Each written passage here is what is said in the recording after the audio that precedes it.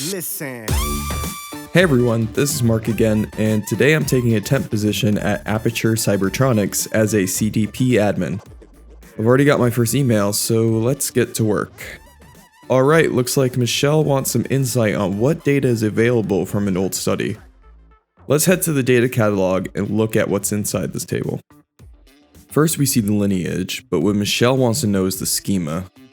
Looks like we have 9 columns and 3 of them are marked with the PII tag. That means Michelle won't be able to see those fields unless she has received approval to see PII fields.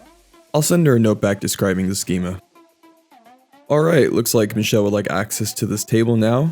I already checked and she's on the approved list for this project, so let's grant her access. First, we're going to grant her access to the data lake. Let's go to Manage Access and add her username to the approved list. She only gets user privileges, so let's skip all of these admin ones. Alright, now we need to go into Ranger and grant her access to the table she requested.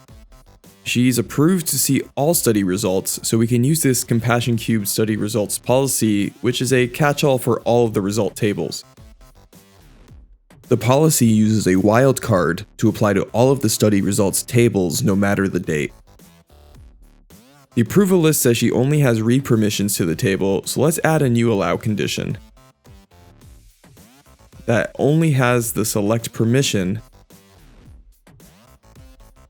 And we're done. I'll go ahead and close that ticket.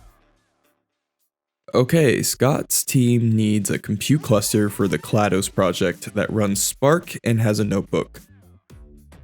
Let's head to the Cloudos data lake and spin up a new data hub cluster. Let's pick the data engineering template, which includes Zeppelin and should give them everything they need for now.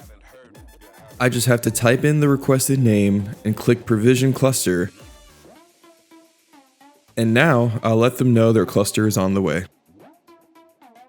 Scott is back, and now it looks like the Cloudos project needs a new virtual warehouse running Impala in DWX. Let's go ahead and activate that environment for DWX. Type in the name, one quick click, and now we'll sit tight for a bit and let this bake. Alright, the environment's ready to go. Now let's create that new virtual warehouse. Let's choose Impala in the correct data catalog, and then we'll start with a small sized cluster and scale up later if they need more performance.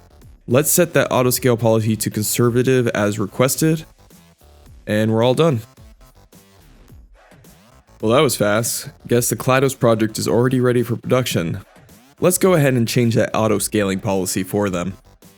I'll head back to the DWX page, hit edit on the virtual warehouse, move the slider to aggressive, and hit apply. Well, now that I'm done, it's time to go downstairs and grab some of that cake. Let us know in the comments if there are any topics that you would like us to cover, and subscribe to be notified of our upcoming videos.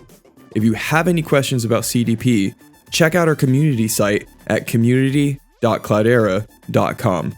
Until next time.